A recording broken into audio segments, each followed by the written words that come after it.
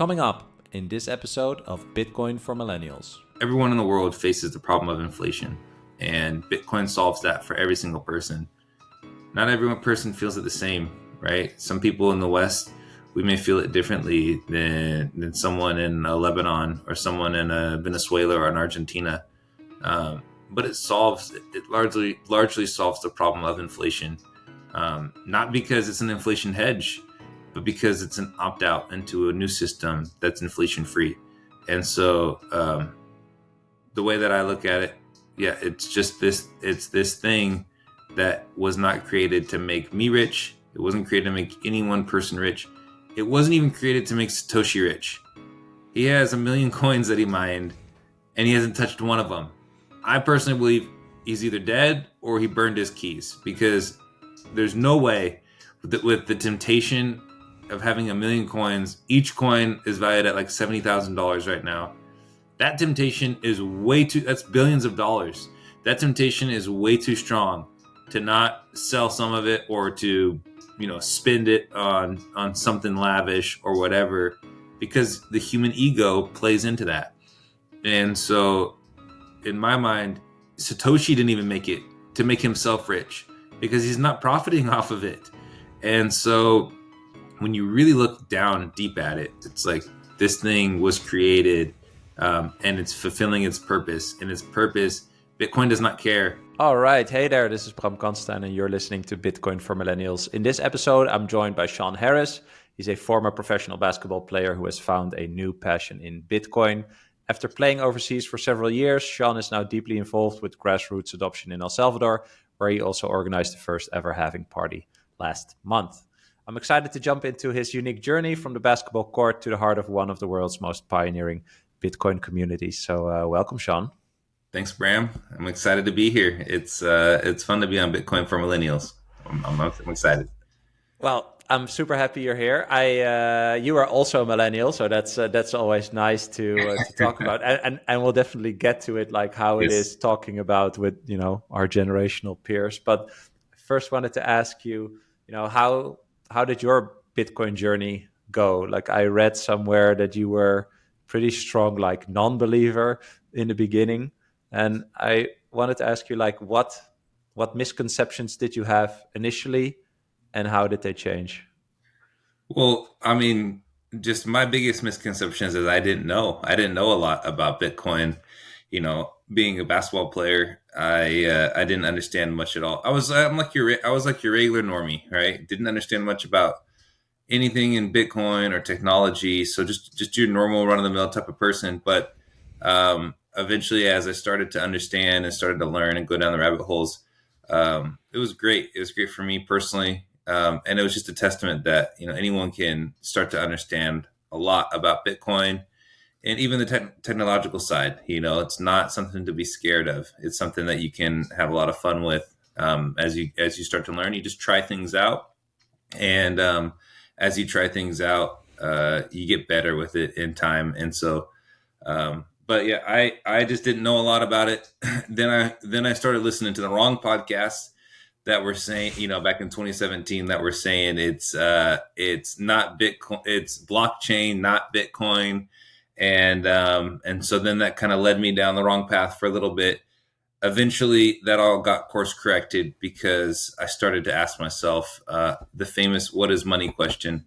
And that led me straight to Bitcoin. So, it took a little bit of extra time. There weren't as many Bitcoin only in Bitcoin maximalist podcasts out, when I was first studying Bitcoin. And so it took me some time to get to that thesis. And I wish I would have just thought of it myself, but I kind of had to hear it from other people. And then once I did hear it, it made a lot of sense, because when I would hear about those other coins, nothing ever resonated with me. And I didn't know why. I didn't know why, but then when I talk about Bitcoin on this podcast, it would resonate with me. And then I talk about these other coins and then it wouldn't. And then someone finally said, like, Bitcoin only. And I'm like, oh, that's what makes the most sense with me, Yeah. And then I got rid of those other coins that I had. So but it took a little bit of time to finally get there. Do you remember what was the feeling you got from like Bitcoin only podcasts versus crypto. What's the essence of that? Yeah, the feeling that I got. So that's a really good point because back in those days, this was in 2019 or so when I really started. I started listening in 2017 to some different podcasts, and then 2019 was when I started to go down the Bitcoin only rabbit hole. And the feeling was basically when I would hear about other crypto, it would just be like speculation. It would be about, what coin's going to pump this month, what coin's going to do 100x, all this stuff that just didn't, at first it was like, oh, this is fun, whatever. But then at some point it was like, I don't see why this coin or that coin, what's the difference and why one coin would go up 100. It didn't make sense. It just felt like gambling. And then when it came to Bitcoin, it was like, oh, we're having deep discussions on, you'd hear Dear Gigi talk about, Bitcoin, or read one of his articles, or you would read another article written that people were coming out with, and something like Bitcoin is time, and so all these different things and these books were coming out about Bitcoin that weren't like, for me, which was great. They weren't like crazy technical, which I needed to get my entrance point in. And so I was listening to these podcasts. I was reading a lot of books, reading a lot of articles, and just the thesis about what Bitcoin is solving, how it's the best alternative to a central bank, how it's a way to opt out. It's unconfiscatable money, all these different things that I really liked, that resonated with me. I had lived in different countries around the world, so at that point, I didn't need to necessarily trust the government that I come from. I don't trust really any government. And so having that perspective, that helped me to understand that it is valuable to have money outside of the current system that we have, because you can't trust banks. You can't trust the bankers. And so that was something that just started to blow my mind every single day and really led me down the pathway that built that solid foundation for me now for how I think about Bitcoin and money in general. Hey there, I want to ask you for a quick favor. I noticed something interesting. 75% of my viewers aren't subscribed yet. Subscribing helps me grow this channel, ensuring more great content each week. So if you're enjoying our conversations on Bitcoin for Millennials, please consider hitting the subscribe button on YouTube or the follow button on your favorite podcasting app. I'm super grateful for everyone who already joined and shared their thoughts. Your feedback really keeps me going, and I want to ask you to continue doing that. I try to respond to all the comments and also the emails that I get and DMs on Twitter, etc. So don't stop doing that. I'll keep going. Now let's get back to the conversation. Yeah, I love that you said, that you were a regular normie, or at least your mind was. Yeah.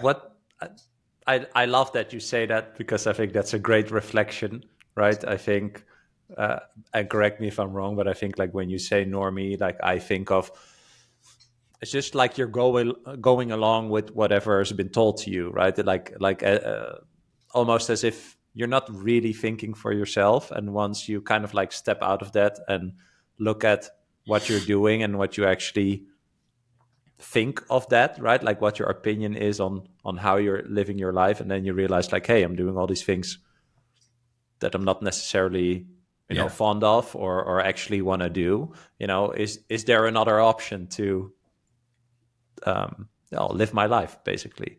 Is that something that resonates with you? Yeah, I had to, I got to a point where I was spending all the money that I was making, and so I really had to get to a point where I asked myself, like, why are you spending all the money that you're making? I had to be honest with myself, and I didn't want to live paycheck to paycheck, and so, and it wasn't necessarily at that time paycheck to paycheck, but it would be like, I would save up my money and then go on a trip, or travel around Europe and then basically spend all my money, and then I have to make more. And so it got to a point where I'm like, what's going on here with money in general, And so as I started to ask myself those questions, why do I work for the euro? Which, when I'm playing ball in Europe, I'm working for the euro. If I'm back in the United States and I'm working over the summer, why am I working for the dollar? Like, what's the difference between these two different currencies, these two different monies?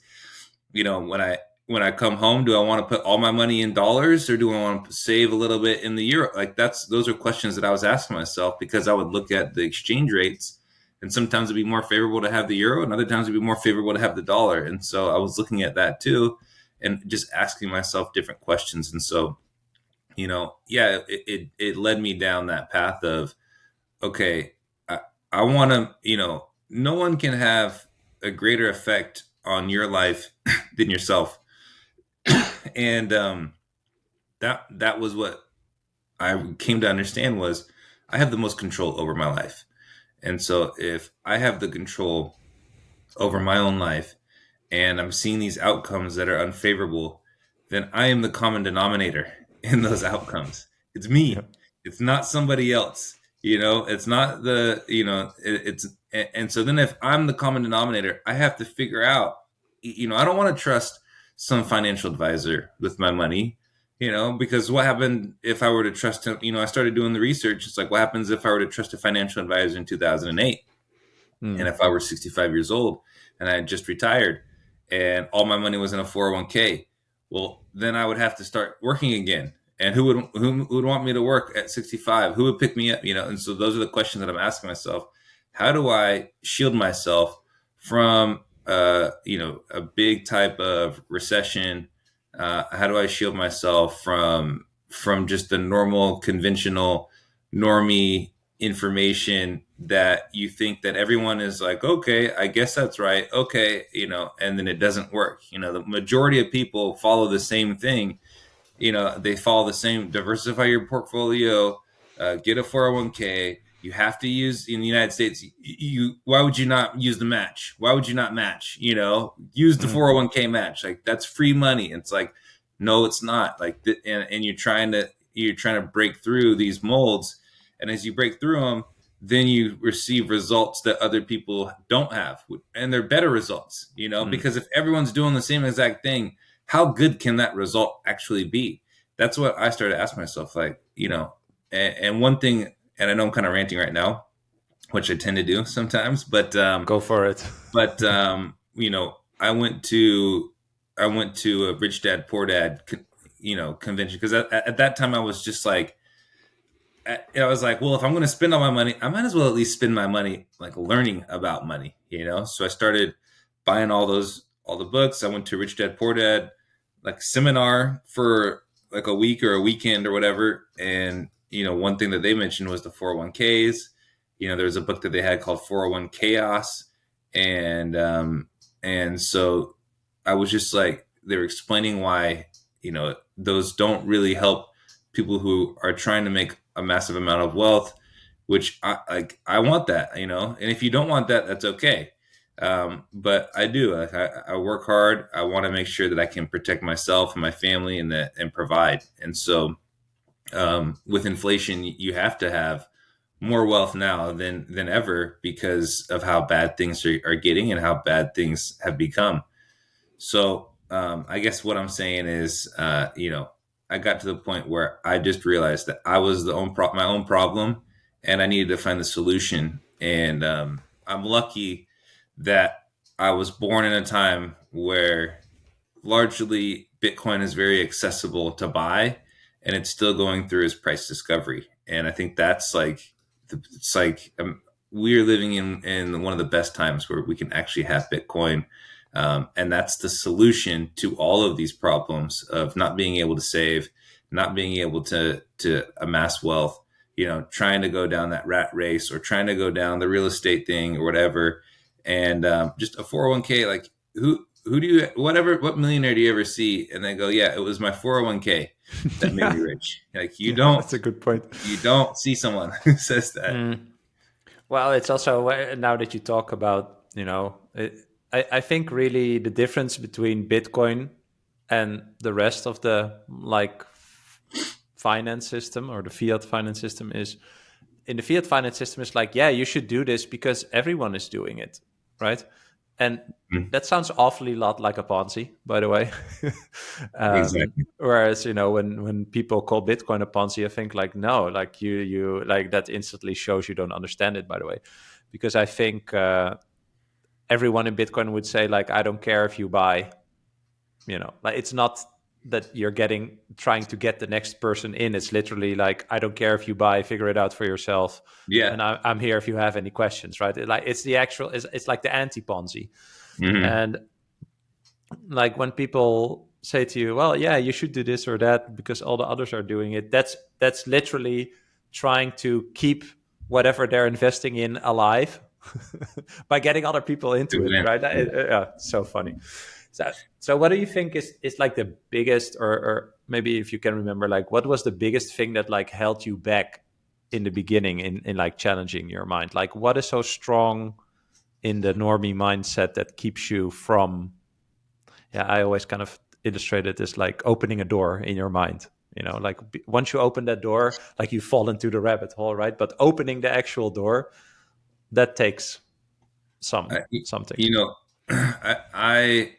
I think I was fortunate because I've always been a little bit headstrong, and I've always tried to think a little bit outside the box. So I think that I didn't have too many things that were really blocking me, and one thing is because I didn't have much, and so I felt like I could be riskier. I wasn't like this multimillionaire at the time, or a billionaire, and so you don't have a lot of money, you're like, dude, I don't really have much to lose, Mm, and when you don't have much like, that's actually that perspective of, well, I don't have much, like, if you that can go against you or it can go for you. You can say, I don't have much, blah blah blah, life sucks, I'm nihilistic, I'm never gonna win, all this stuff. But if you take that and you go, well, I don't have much, and so therefore I don't have much to lose, so let me try this out, let me study this and try it, and let's see what happens. And so that's kind of how I guided myself, was, okay, I'm gonna put myself in a position where I study this out as hard as I can and as long as I can. And I'm going to go down this whole rabbit hole of finance, money, Bitcoin, crypto, and see what's the best thing out there. And then I'm going to put it in one thing. Like, that was, well, at that time I was like, okay, I'm going to put in some cryptos because I'm gambling. And yeah. then it made more sense. Like, okay, but as I studied the best investors, as I studied the people who had made the most money, it was like, Jeff Bezos didn't diversify, doing a bunch of different businesses. He did one business, Amazon, and that's what happened for him. And so you look at, like, the best investors. Like, everyone says diversify your portfolio, but diversification is to protect wealth, and you have to consolidate your portfolio if you actually want to create wealth. And that's the thing, is you have to consolidate into the best thing that you can find out there, and that's how you create wealth. And when you're younger, like I am and I was, it made complete sense to me to okay, I don't have much to lose. If I don't have much to lose, let me be risky. And even if I lose the little that I have, I'm gaining an experience. And if I gain that experience, then the next time around, I'll at least have that gained, the Yeah. experience. And if I have that experience gained, then there's, like, I'll be able to win eventually. And so, every loss can't, like, yeah, I've lost money along the way. There's different things that I've lost, and I've lost a little bit of Bitcoin along the way too. But eventually those wins make up for all those losses, and because you're gaining experience, you're going from experience to experience, and as you gain those skills and that knowledge along the way, then it makes up for everything that you've lost. And the wins are so big that it just kind of drowns out the losses. Yeah. I love that you mentioned nihilism. Like I talk about that a lot. Also in the last episode, we talk about how Bitcoin turns nihilism into optimism. But Yeah. maybe that's a result also after adopting Bitcoin. But I think what you just mentioned, just the act of, well, maybe seeing the glass as half full, right? Yeah. Forcing yourself, I'd say, to see it like that is already like some sort of antidote to denialism, right? Because if you give into it and be like, well, I could never, afford a house or build a family or create some wealth, etc., then yeah, okay, then what? You're just going to sit there and freeze or something, like you're not going to move or do anything. Like you're you're going to be challenged to move anyway, to do stuff, right? And then I think as you did, like actually diving into it to create your own understanding of the options that are in front of you that you could use to, well, first save whatever you earned, right? Is already the way to go. But like, do you see a lot of nihilism in people right now, or like in your social circle, or like our peers? I see it. So I surround myself with people who aren't nihilistic on purpose. My best friends, who the majority of them aren't really Bitcoiners, right? Like I have a tight circle of friends that understand Bitcoin enough because I've been in their ear for years. Yeah. And they have some Bitcoin, but they're not as deep into it as maybe you and I are. But they're very positive. They go out and they win. They're winners, and so that's what I like. At least I'm surrounding myself with people who win in life, and so I think that is important to have good people around you. But yeah, I do see, at least on the internet, I see people all the time who have lost control or have never even gained control of their own lives, and it's a sad situation when you see that. Like, you're going to live this life regardless. You're going to live it, Exactly. and Yeah. so you can decide how you will live it. Are you going to live it, doing the things that result in happiness? There's freedom of choice, but there's not freedom of consequence. And so if you choose good things, then consequences normally return back to you pretty good. Not always, but that's the best chance that you have for things to turn back good. If you choose bad things, then you don't even have like a chance for things to be good and a Yeah. consequence. If you work, you might win. If you work, you might succeed. If you don't work, you'll never succeed. And so you just have to put yourself in positions to win and to be successful. And if you do that, and you show up on time, you work hard, then those things will come to fruition eventually, because you'll learn enough. You'll put yourself in enough situations where you've identified the pathway to success. And even if it's something that you're doing that's new, you can still make a form of it that will end up working out correctly, even if you're new to it, because you've just learned how to be successful in other areas. Yeah. Yeah. Couldn't agree more. I think the just the action is already an inspiration to yourself, I'd say. Yeah. Just doing it. And also it gave me a lot of peace in my mind when when I realized two things. One was like I accept that I know that I don't know everything. Like I Yeah. really Yeah. integrated that, right? Like that is just it. But if that's me, then that's also you and other people, right? Mhm. And so the second thing is really like, everybody's winging it in a sense. Everyone is trying to figure out, what is going on here, or what is life, what is happiness, and all these things.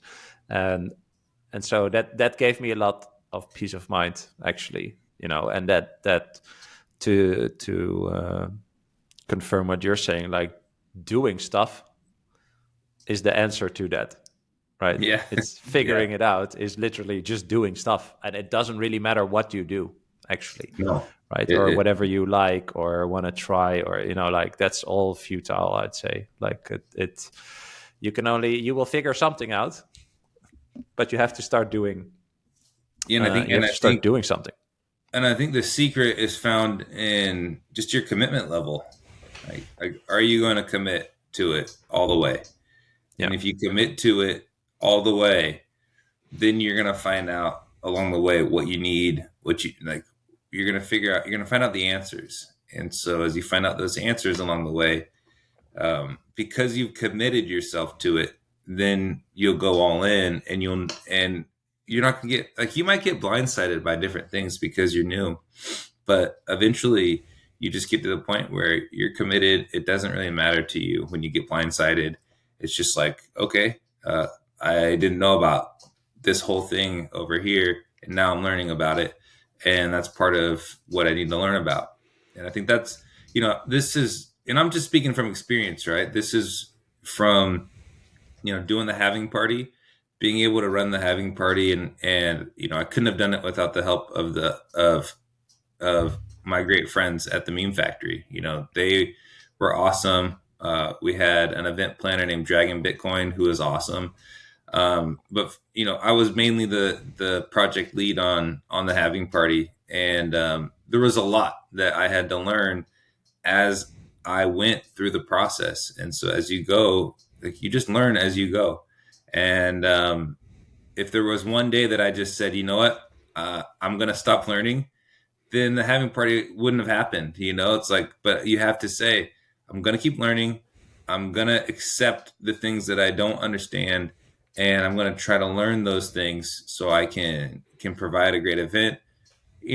I'd never done anything with computers before, and with the help of Pedro, who's in the Meme Factory, I was able to design the whole website at the first product of our website for the Halving Party, when we went live on our tickets. And obviously, I mean, I had some help for how to put in a lot of stuff from Pedro, but I ultimately designed it. And then when Dragon came along, who we hired, he ended up designing it way better than me. He kind of did a makeover on it, which was great, Yeah. is what we needed. But that's part of the thing, is like when you're trying to figure things out, you figure out who do you need to get close to you? Who do you need in your circle? Who's good at this or that I'm not good at? And so you figure those things out little by little, and it's okay. It's okay. Like what you said, it's okay to understand that you don't know everything, because no one does. But if you can just lean into what you're doing and you're providing a lot of action, and you're committed to seeing it through, then you can't lose, because either it's going to be very successful or it's going to flop on its face, but you're going to grow with that experience, and you're going to be able to identify, maybe where could I do better next time when I do something again. Yeah.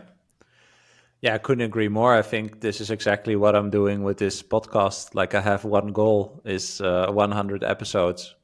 That's like the Mr. Beast strategy. He Yeah. says make 100 episodes and then you'll figure out everything basically, but mainly, do people value what you do?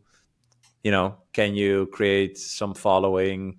But also, yeah, how do YouTube thumbnails work, and descriptions and editing, and I don't know, talking to random people or reaching out, cold outreach to people, or like all these things, right? And so I couldn't agree more. Maybe after 100 episodes, I say like, okay, this is it.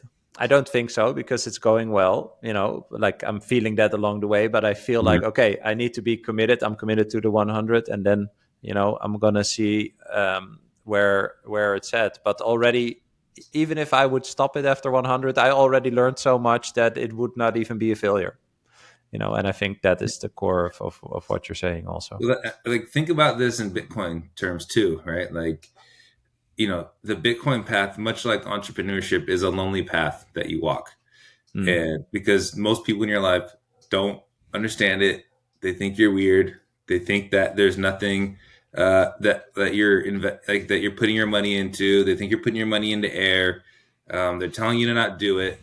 It's like it's the same. It's the same thing, right? Bitcoin and entrepreneurship. Like, there's a lot of parallels that you can draw from both of those, and so that's, you have to, it's a risk. You study something out, you find out what's good, and then you start to lean into that. Yeah, And those are both forms of work. And I think that's what I like about that's what I liked about being able to start something, like the Halving Party was. But like, once you do it, then it's yours, right? Once you buy the exactly. Bitcoin, Yeah, then yeah, it's yours, and no yeah, one can take it away from you. yeah, No one can copy that. And that's the same thing like the Halving Party. Yeah, there were a lot of people who did Halving parties after we had been talking about the Halving Party for 3 years, and but they weren't like ours, and that's okay. I hope that there's a lot of Halving parties out there, but I hope that ours is always the go-to, the biggest one, the one that people think of when they think of the Halving. And that was done on purpose, right? Like, that was something that was a strategy. That's like, I want the Halving Party to be known with us, because I think we can drive a better narrative than anyone else can. And I want that to be, a form of education and also a form of entertainment. And so that's just a way that if I know that if I do it, then it's mine. And I think Yeah. that's what's so cool about this world. If you have an idea and it doesn't exist, like our computers didn't exist at one point, and then all of a sudden someone thought of it, and then it existed, and then now it's just normal, like it's here. And that's like, if you have an idea like that doesn't exist, you can think of something, and then if it's good enough and if you execute on it and you're committed enough, then it will exist and people will recognize it. And now and that's what Bitcoin, I believe Bitcoin needs a lot of businesses to be built on top of it, because Bitcoin's going to be the financial backbone, the financial bedrock of the world. And if it's going to be the financial bedrock of the world, then we need businesses that are Bitcoin only, that are built on it, that no one can take away from these founders, because they built it themselves, and they have a good product or a service that they sell for a fair price, and they have a good reputation. And I think that's the next level of where Bitcoin can get to. Yeah. Well, I think you're basically talking about, it's proof of work. It's you're showing that you're proving that you're working on something, right? It's just doing something. I think it's so funny. Like sometimes I get these comments on YouTube, right? It's brutal. Like I get nice comments, right? And then I think Mhm. like, wow, those are real people. It's really cool to reach people. But Yeah. I also get like shitty trolling comments sometimes. And then I just, first I What, what, sometimes what do they replied, say? What do they say? Knocking at the I don't know, counter? like, stop interrupting someone. I don't want to hear you talk, blah, blah, like stuff like that. But like, again, for the people listening, I'm not an interviewer. I want to have conversations. But no, what's funny, like I sometimes I reply like in a snappy way, like, okay, let me know about your podcast and I'm going to give it a listen. But this is the thing, like it's this is a lot of work. Yeah. It takes time, and Yes. putting yourself out there on the internet and just thinking about it and doing it, etc. Like I'm learning editing, like it takes work, right? But it's only, and I was thinking about what I wanted to say about the proof of work, but it's like just I am doing something, and ranting anonymous on the internet, leaving a comment. It's fucking lazy, man. Like that's not work. You're not putting in any work. Like yeah, I don't know. Hey, you know what? Except if anything, it's just providing fuel. It's providing fuel to your fire, and it's helping you continue to move forward, right? Like, I don't know if you know, like BTC Sessions, right? He Mm. always has this guy named like David Wong that's in his comments all the time. Oh, really? Yeah. Yeah, always in the live YouTube stream, hating on him. It's like, well, you're another person that for some reason you can't stop watching. Like you watch Yeah. every episode. You're Exactly. his best fan. You watch every Exactly. episode, Yeah. and so like whether they hate you or they love you, it's like it's okay. It's good to take the feedback, and to ask yourself questions and Yeah. Of course, feedback is great. I'm figuring it out as I go, right? But I think just being a dick, yeah, random, yeah, but anyway, my point was more like I think the proof of work is it's walking versus talking, right? Like I'm doing this, you're doing that. That's walking, and talking is just talking. Like it's talking is easy, you know.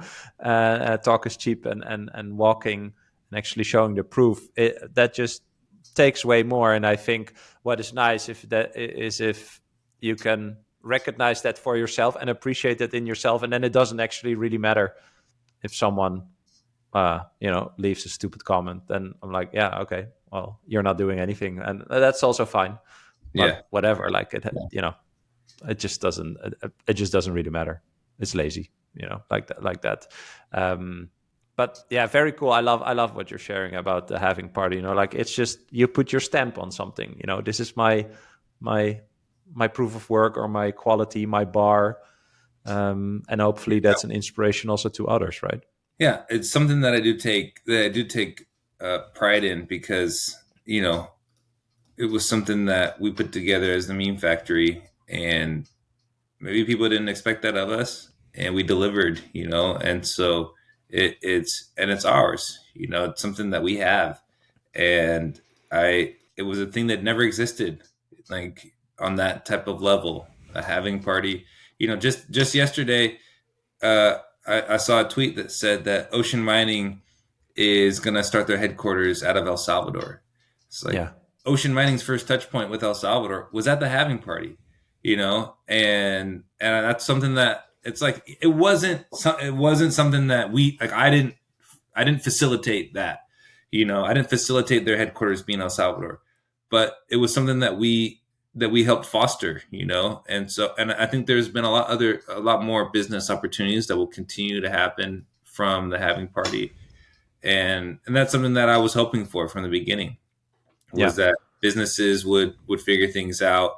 El Salvador would continue to grow. I love Latin America. I do love El Salvador. I wish I could spend more time there.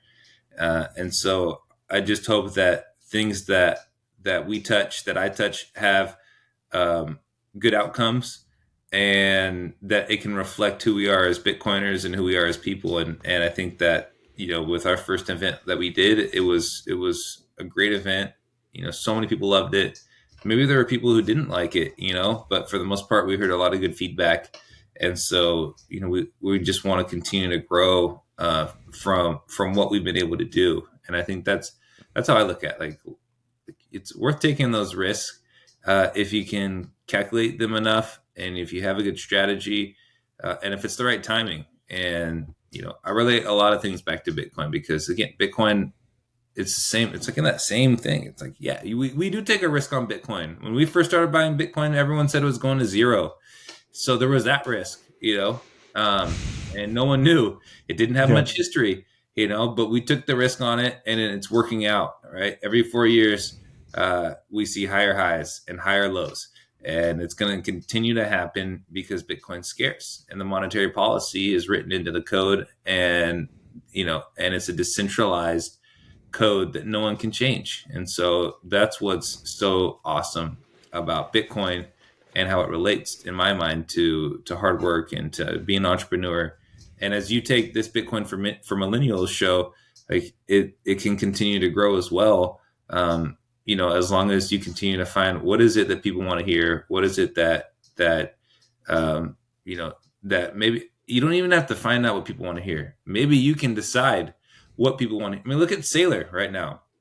Sailor decides the conversation right now, right? Mm. Like, he goes on Peter McCormack, and he's just deciding this is going to be the conversation, and then people talk about it, and so that can, it's just something that I look at like, oh, he's just deciding what the conversation is going to be, and obviously he's a billionaire, so he has a little bit more say in what the conversation can be. Well, But I think he has more space to say what he wants, in a sense. mhm. He's less, if people hate it, yeah, then what, right? But I think that is what, of course, he has a lot of money, but I wanted to say, like, in general, Bitcoin gives you like the time and space to figure out what you want to do, basically, Mhm. right? This is before I read the Bitcoin Standard. Actually, this is always then it clicked for me. But I always saw like money as time. When you earn money, you buy time to figure Mhm. out what you really want or something. And then hopefully it's like a step change Yeah. each time, right? And I wanted to ask you, because Bitcoin gives you more certainty in this time towards the future, right? So it creates the space for you to figure out, well, what am I here to do? What would I like to contribute? Learning along the way, as you mentioned, with just trying out stuff. And I wanted to ask you, like, how do you view that, like the time value of money? Like, how does it shape your perception of time? I just think that Bitcoin is, and money, which Bitcoin is freedom, right?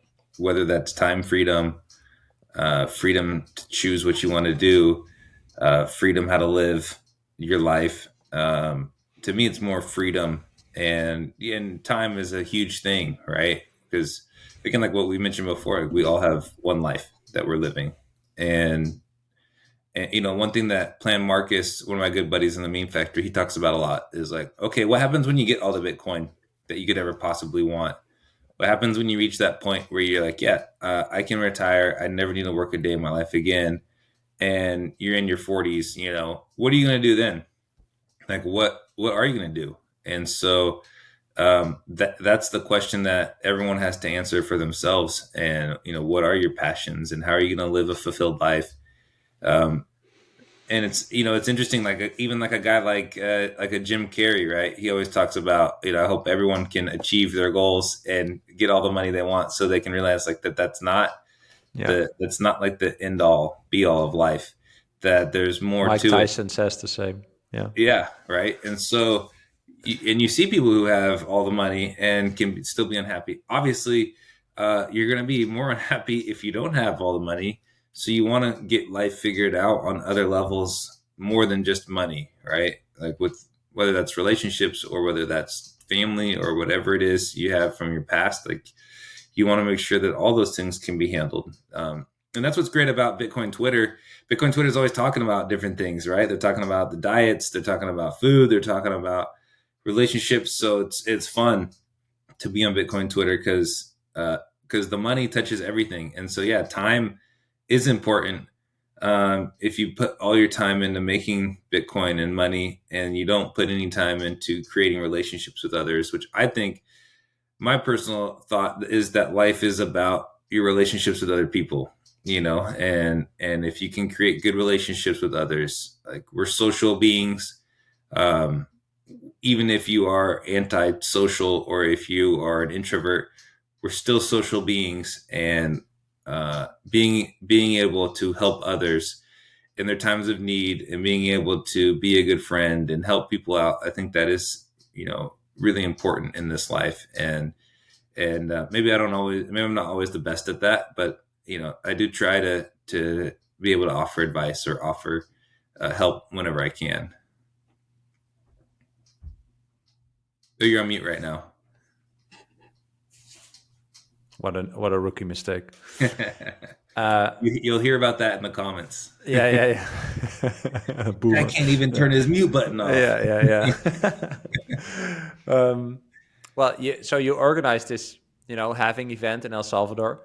Like, how do you look at the importance of building communities and also helping, people meet each other in real life? Like you just mentioned, like your real life circle is pretty small. I have the same. I can imagine your Bitcoin journey was also pretty lonely, right? Like for me, definitely. I maybe now have like 3-4 people in real life that I actually now hang out with and talk Bitcoin, right? But like on the internet, it's way more people, of course. Yeah.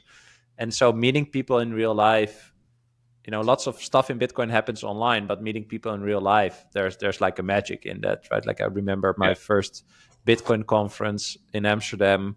I went and I stood in the back of the room because I was late to a talk, and I was like, damn, like all these people are into the same thing, And then I went to Madeira to the conference, and that was just, it was so incredible to see that everyone on the internet was also a real person, or something like that, right? Like it's just really cool. Like how do you look at this?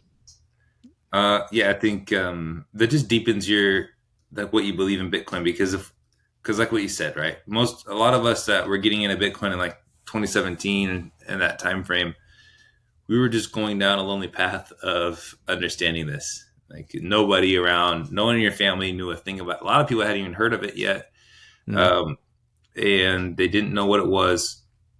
And as they don't even know what it is, you're starting to get your mind blown by all these different things about it. And it's like you start to understand how the dollar works. And that was what the big so what moment was for me, or like the moment that just clicked was once I really started to understand how the dollar works, and I understood that the dollar is going to get printed forever into oblivion, and it's going to get printed till it's debased to zero. That was when it was like, oh, now I get why Bitcoin makes so much sense, because there's 21 million, and here's the monetary policy. It halves every 4 years, and that's what makes it scarce, because the halving is just mathematical. And when all those things added up, then it just made so much sense to me of why Bitcoin was the obvious choice and the obvious winner out of any other money. And then the fact that it's decentralized by the way of the nodes, and obviously being, you don't want to be a big blocker because then things can get changed, and so then like those little things come along the way. But yeah, I would just say like honestly, I even forgot the question you just asked. But I'm going on a rant, I'm just joking. But you're on mute again. Strike two. The question was about like the importance of real life communities and helping people yes. like to meet each other in real life. Yeah. So with that being said, right, it was a lonely journey at first. But then once I started to meet people, going to different Bitcoin conferences, different Bitcoin meetups. I've been to a lot of different Bitcoin meetups, whether that's in Europe and France and Spain, or back home here in California. Utah has a great one. It's just been fun to go to these local meetups. I've made a goal to go more often to my Sacramento Bitcoin meetup. I've just been lacking, but it's definitely a goal of mine, because I think that with the knowledge that I have, and not trying to say that I'm any better than anyone else, it's just like I've probably spent more time than most people have going down this rabbit hole, and I can answer a lot of questions that people have. And so I want to be there for people as they put in the time, and as they have the honest questions. It's nice to have someone there to answer, because I wish that's what I would have had when I first started going down this journey. I wish I would have had someone that I could have talked to when I started to feel a little insane, and that could just be like, no, you're actually not insane. It's insane, and it's a clown world that we live in. That's what that would have been nice to have. And I didn't have that. I just had myself ranting to no one, or telling my family or friends, and them looking at me with blank stares, and like, well, what happens if it all goes to zero? Like, it's just like the question they ask, and I'm like, it's not, and I'm like, well, if it does, like, I don't have much money anyway, so it's not that big of a deal. It's only, like at that time, it's like, I only got like 20,000. So it's not like anything crazy. And so those are the things that are changing, is now there's so many people that we can talk to. And I think that's the bond that like the Meme Factory guys and I have. And that's why we became such good friends, is I think we were all in that situation where we didn't really have anyone to talk to about it. We resorted to memeing on Bitcoin Twitter. And, we talk about how we used to get so hyped that we would get like a like from like Preston Pish, or like an Adam Back, or whoever, like a, Pierre Rochard. We get even just like a like on a meme. We'd be like, we would screenshot it, send it into the group chat. Like, what? And now it's like, we're not on their level by any means, but some of them know, like, this, like, it's just, the deeper you get into it, then they become your peers. You just start to become peers, and you can have conversations with these people on a higher level, at a deeper level, I should say. And that's when it becomes a lot of fun. Is like, oh, we've been in this for years now, and we're hoping that we can help others find what we were looking for, because Bitcoin's a solution. It's a solution to a multitude of problems. And eventually it's going to hit everyone, because everyone's going to have a problem big enough that they're going to need Bitcoin to solve. Whether that's inflation, whether that's banking, whether that's crossing your border, whatever that problem may be, whether that's handling your personal finances, learning to save, Bitcoin will help you, whether you realize it or not. So the sooner that you make it to that side of Bitcoin, the better. But a lot of times, most people don't get there until they're forced to, until they're humbled to. And that's why it's stay humble, stack sats, because you need to have humility when it comes to Bitcoin. And so it's good to have good people surrounding you. And that's why, again, my friends at the Meme Factory, they helped me out a lot when we were all new and our minds are being blown all at the same time, going down these rabbit holes. And then it just started to click for all of us. And then it was like, okay, we were all making sound, logical, reasonable decisions with Bitcoin. and it doesn't make sense with any of these other altcoins. And so we all kind of arrived at these same conclusions and helped each other arrive at those conclusions. And so having people around you, having a community is very important because it just keeps you from going insane. You know, like you can go insane pretty quickly when you're just by yourself, wondering why no one gets it, why the price isn't pumping to $1 million, and why it's a mathematical certainty that it will, and why is it not there yet, and why has no one else figured it out? You know, that's what makes you go insane. Oh, I can identify 100% with this. But yeah, so I think the word insane is a good word. It's more like, and I have exactly the same, right? I came to this conclusion about what Bitcoin is and what it can mean for the world and how it can change it through, like, I'd say honest reflection and just rational thinking. You know, like I don't have a lot of emotion with Bitcoin, I'd say. It's really just like studying and, yeah, again, reflecting, just rational thinking, right? And then sometimes you end up in a place where you realize how big this actually is and that we are so incredibly fortunate to live in this time and to have, I want to say, the privilege to actually having been able to study it and getting there and challenging your mind, like all these things.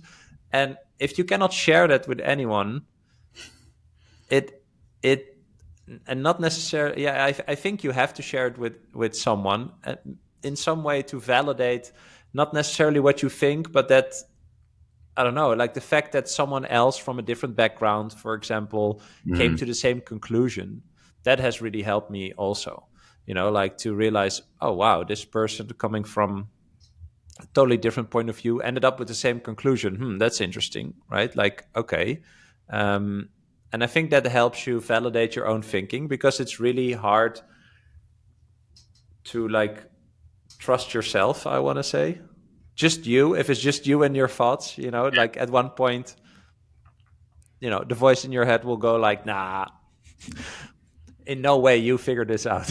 You know, like that's how the voice in your head goes. And so then I think, yeah, it's great if you can share this with others too. And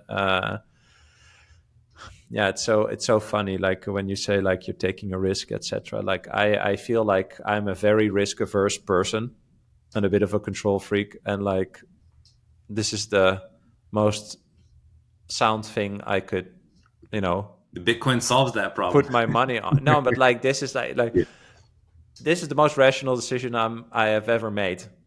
Yeah, going into, you know, adopting this money system. And so it is kind of scary because that is battling my ego in a sense, right? The risk averse control freak ego. But I know I'm right, at least for myself.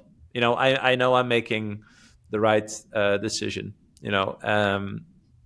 And I looked at all the other stuff and I think this is the best thing that I could adopt. And so, yeah, it's nice to share that with other people and hear their journey and then realize, okay, well, maybe I can trust myself, you know. And that's I think that's a good feeling. Like that's a good realization. Yeah, and when you do it, then you're doing this more or less like in the dark, right? Because it's there's no one else that can really see you putting in this work. You're studying by yourself. There's no one that's helping you. And you know, I had a very similar situation when I was living overseas playing ball. It's like you're living over there. I was by myself. There's like I have a team, but if I don't perform, I get cut. I get sent back home. And so you think about these things. I have to put in the work every day. I have to produce. I have to win. Because if I don't, then I get sent back home. And so same thing with Bitcoin. It's like as you learn those things and as you finally come to those realizations and then you decide to take that step into the unknown down this journey and you start buying Bitcoin, it can be a little scary, but that's where you become solidified in who you are. And that's where you gain more confidence in who you are. And you stop second guessing yourself on every little decision. You go, look, I can't predict the future. I've assessed the risks. I've assessed the benefits, and I've assessed the whole situation. And this is what seems like the best thing, and which is Bitcoin. And that's what most of us get to, is we actually doubt Bitcoin at first because we don't know about it. We don't understand it. We don't know how the dollar works. We don't know why the dollar needs a replacement, because it's already digital. So why would we need a digital currency? And so you're trying to figure out these things as you go down these rabbit holes. And then as you understand, oh, it's about the monetary policy. It's sound money. Like, it makes sense. It's not this money that kills itself, which is what fiat is doing. And so as you go down these rabbit holes and you understand this, you get to a point where, boom, all of a sudden you have this confidence that you didn't have before. And I think that's what Bitcoin has given me ultimately, is a confidence that I have a sound mind, that I've been able to if I can figure this out, then what else can I not, like, if I can do this, there's a lot of other things that I could do. There's a lot of other things that I can pursue in my life and that I can master and I can become better at. And not to say that I've mastered Bitcoin, but just it gives you that confidence. If I could do that, if I could go down this rabbit hole of Bitcoin and I could do that correctly, then I have the confidence now to go down other rabbit holes that will also help me in life, whether that's with relationships, whether that's with, building a business, or doing something that's going to help me in my life, to help me succeed in any asset, spiritually, whatever it may be. I think having this confidence of seeing yourself succeed in one area, especially an area like this, it's this big, with this much fear, with this much doubt, with so many people telling you no along the way, that you're wrong, that you're going to lose all your money. And then it works, and then it continues to work, and then Bitcoin dies 400 times, and then it comes back to life, and so then you see yourself and you look at yourself a little bit differently, like, yeah, I made it through all of the doubt, my personal doubt. I made it through the doubt of others. I made it through all this fear, and I saw myself through it to the other side. And now that I see myself here, what else can I do? Like, what can I not do? I can do anything. And that's what you feel like. I have this confidence now, like, that there's nothing that I can't do. If I put my mind to it and if I'm committed, then I can accomplish anything. And I say that humbly, because I know the process of how to go about doing something the right way and being successful at it. Yeah. So what have been spiritual implications that Bitcoin has had on your life? Well, I believe I believe in Christ. And so, I mean, whatever anyone else believes in, that's fine. But it definitely has it's helped me just be more confident in my convictions and what I believe in spiritually. And so I think that's definitely helped me in my life for sure. And I think Bitcoin has helped in a lot of different areas. Like, and again, it just provides that confidence that as you continue to study things, and you study it with the right mind, that those things will continue to work out, that you'll find success and happiness as long as you continue to go about it in a sound way. And if you go about it in an irrational way, or if you go about it in a way where you're just trying to gamble and win, which I think that, like, the whole thing about the altcoin gambling is, I do believe that that's pretty nihilistic, because the thought is, as you go through that, you go, the only reason why I'm putting money into an altcoin to 100x is because I think that there's no other way that I can make money. There's no other way that I would be successful in life unless I flip $100 to $1 million. And if that's the only way that you would ever be successful, then that's a pretty nihilistic viewpoint on life. It's a lottery ticket, which a lottery ticket's the same thing. It's like, this is my only shot. It's my only shot at ever being successful monetarily. And if that is your viewpoint on life, like, then you're misinformed, or maybe, I understand it, right? Like, some countries, it's not as easy as other countries. In the United States of America, this is probably the easiest country it's hard, right? It's hard to make money, but it's the easiest country to do it in. And so, not everyone has, and I realize that not everyone has the opportunities that I have. And I'm very thankful and I'm very grateful for the opportunities that I have. But, that being said, I think that still the altcoin gambling casino is just it's just nihilism personified in gambling, because this is your only chance to make it out. I think this is the biggest point to realize, is that, let's say you are there, right? Once you realize that you're doing that, and that is the result of the situation that you're in, that should be the signal to reflect on. Mm-hmm. Like, okay, how did I get here? What did I do? What did, a third party like the government or a central bank do? What do I think of that? Am I actually in control of my life, or what is ownership and what is wealth, and like all these things, right? The fact that you are doing it, let's say you are doing, and I think most people are doing it, are not consciously doing it. They really, I mean, I shitcoin too, right? Like, and only for the gains, obviously. And now everything is now it's all in Bitcoin. But Mm-hmm. yeah, I was doing it because it was fun, trying to play that game, But I did come to that realization that you just shared. It's like, It's a poor man. Honestly, yeah. I think it's a poor man's sport. Like, I'm just gonna. Yeah, no, I 100%. think And it's not funny. like someone who's working hard, who's making money. Unless you're like, I think it's two extremes, right? Like, you have the Jason Williams of the world who just don't care.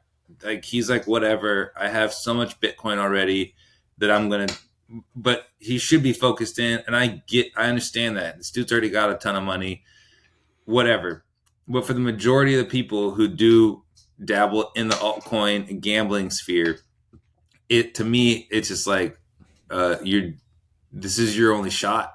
This is what you're telling me. Like, this is Well, your only you're chance to make probably money. doing it. Yeah. Well, And you're probably doing it for a reason you don't understand. yeah, Like, you're doing it. thought about it. Yeah, but they haven't like Exactly. internalized it exactly. Yeah. And with Bitcoin, what a lot of people don't realize is Bitcoin wasn't created as an investment, right? Like, it was an alternative to a peer-to-peer, and it doesn't matter what it was created for. Honestly, it is savings. So it's not even an investment, because an investment is something that I look at, something that gives you a dividend, pays you a dividend. Bitcoin is savings.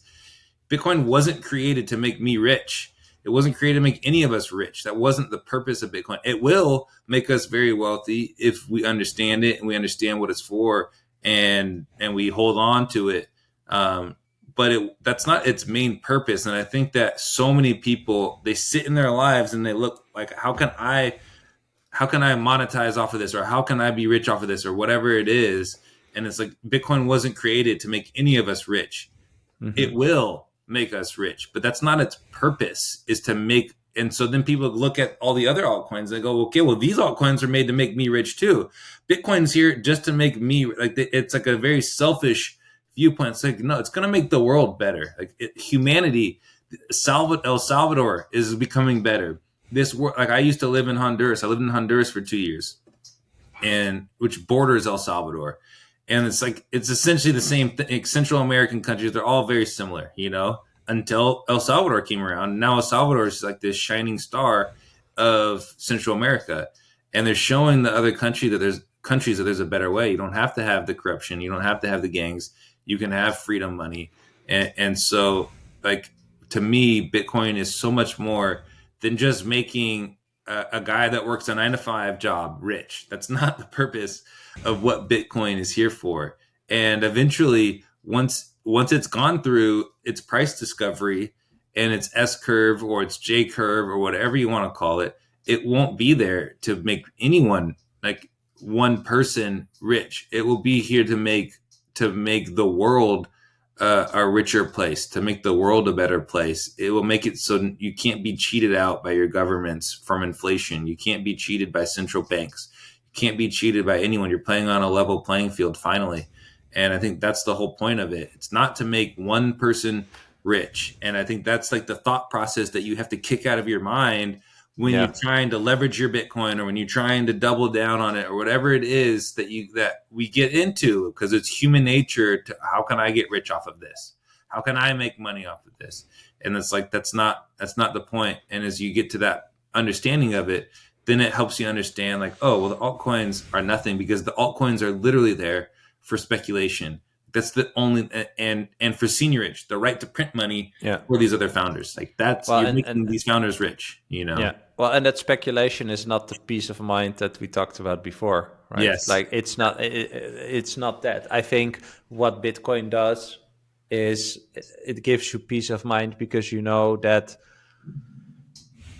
the economic energy that you gather through whatever you do, right? I think that's totally irrelevant, like what people do. I think that's in general interesting in Bitcoin, like race, religion, like all these things, age, Mm-hmm.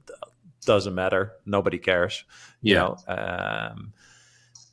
But Bitcoin is about creating the peace of mind through the technology that you can actually store the economic rewards that you get for your work and not be bothered by anyone trying to devalue that or take that Mhm. from you. And that is what gives you the peace of mind. And shitcoining and the shitcoining casino does not give peace of mind.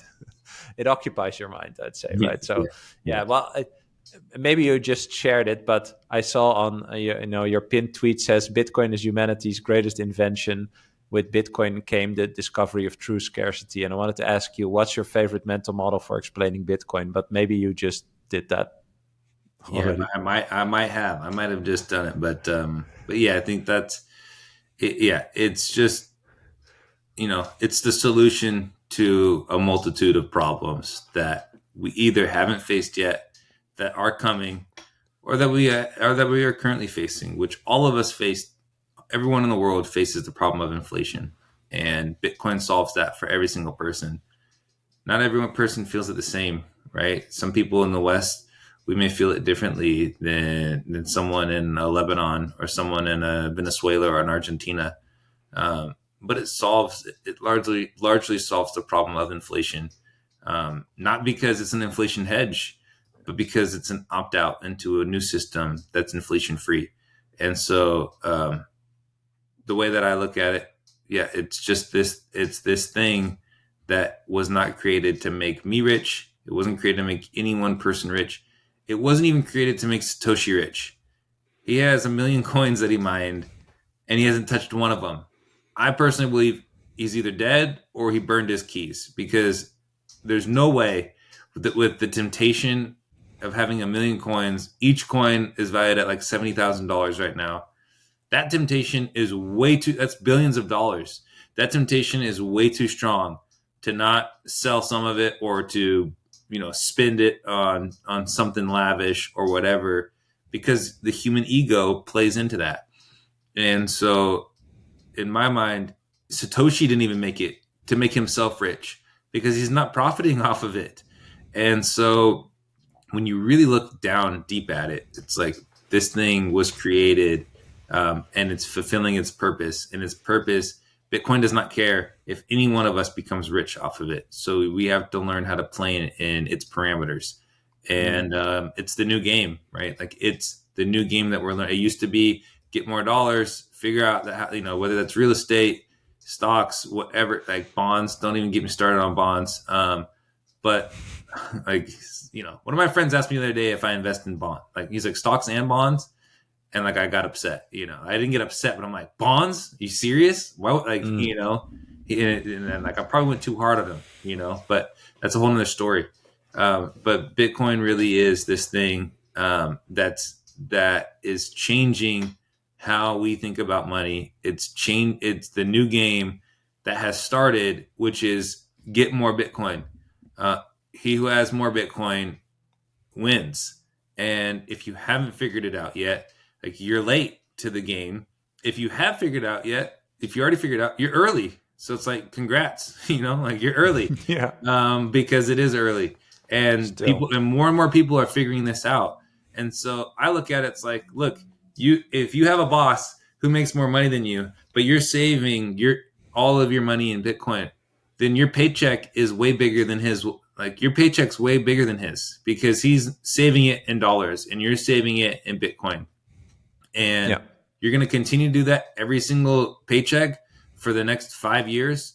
or for this whole decade of the 2020s, you do that, you win. Like and we're in 2024. If you started buying Bitcoin today, you DCA'd every paycheck from here until 2030, you've won. There's no one in your company that's making, like, the CEO of your company is not making more money than you. And that's what people have still failed to realize, is that this is the game that's being played. Get more Bitcoin, because by the time we get to 2030, 2035, everyone will be in on the same game. And then by that time, it's like, well, there goes your chance to really get those gains that you were hoping to get, that you thought you missed out on when Bitcoin was at 10,000 because you thought you were too late. You thought you missed out on it when it was 5,000 because you were too late. But it's like, if you look at the total addressable market of Bitcoin, like, it's sitting at what, $1 trillion right now, maybe a trillion and a half or two. And it's like, total addressable market is minimum 3 trillion, 300 trillion. That's the minimum.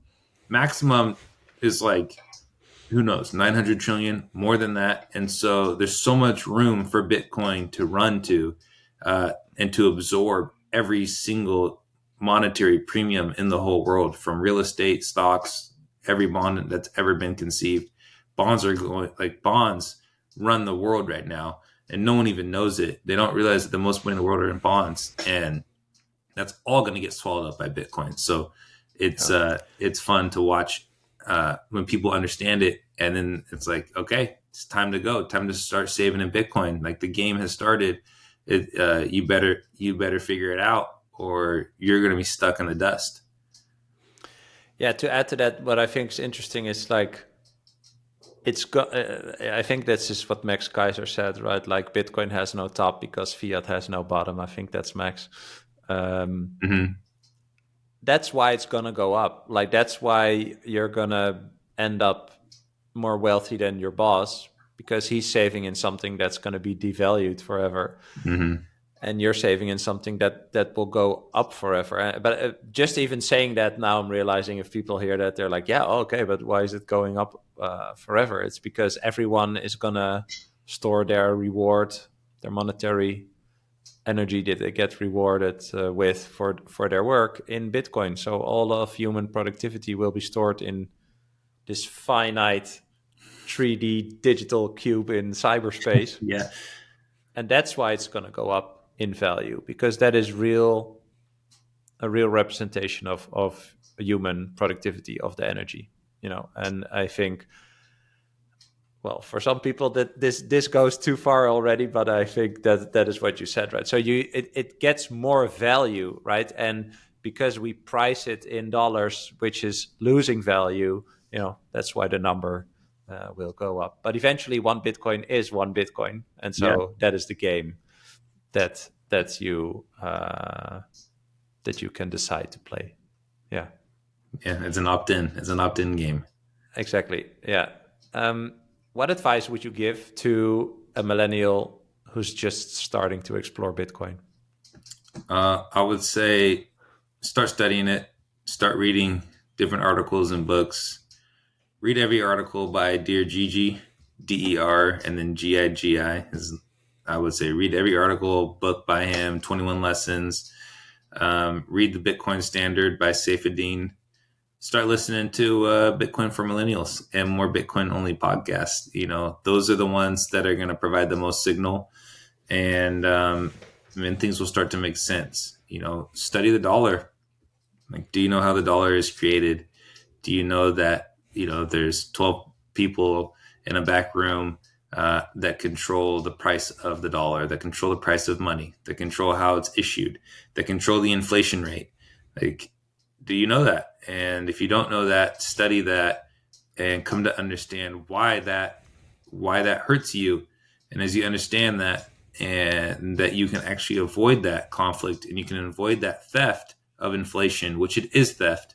It is theft because someone steals from you and they take it to themselves. And as you understand those things, then you understand that Bitcoin is the antidote, that it's the solution to all those problems.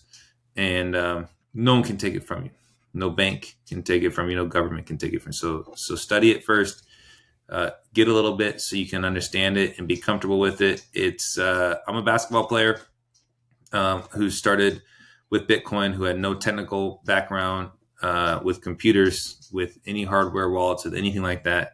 And I've been able to figure it out. So if I can, surely anyone else can, because you don't need a huge background. You can just literally Google something or YouTube it, and then there'll be someone like BTC sessions that'll show you, oh, this is how you self-custody, or this is how you run a node, or whatever you need to do. So there's always people out there that are willing to help, and reach out to people, ask them questions, DM them, and people most of the time are willing to help. So keep at it. Love that, man. Last question, and I ask everyone the same question, which is, what is a core belief that you will never let go? Ooh, a core belief. I would say a